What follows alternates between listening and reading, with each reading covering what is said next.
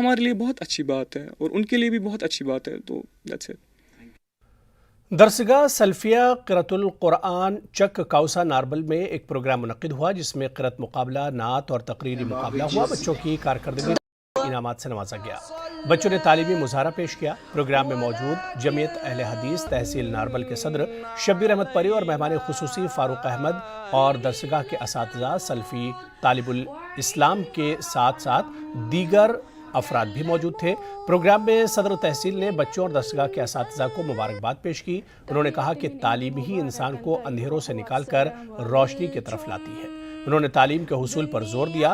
فاروق احمد آہنگر نے خطاب کرتے ہوئے کہا کہ والدین پر ذمہ داریاں عائد ہیں کہ وہ بچوں کو صحیح تعلیم سے روشناس کرائیں. انہوں نے مزید کہا کہ آج کل معاشرے میں منشیات عام ہیں، لہٰذا میں بچوں کی طرف خاص توجہ دینے کی ضرورت ہے. تقریب میں درسگاہ کی طرف سے بہترین کارکردگی اور پوزیشن حاصل کرنے والوں کو انعامات سے نوازا گیا.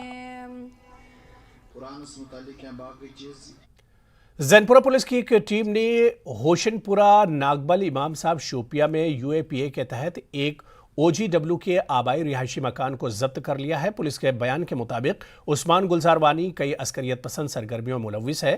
وہ ملیٹنٹوں کو پناہ اور دیگر مدد فراہم کرتا ہے. زینپورہ پولیس نے UAPA ایکٹ کے تحت رہائشی مکان سمیت ان کی آبائی غیر منقولہ جائیداد ضبط کر لی ہے.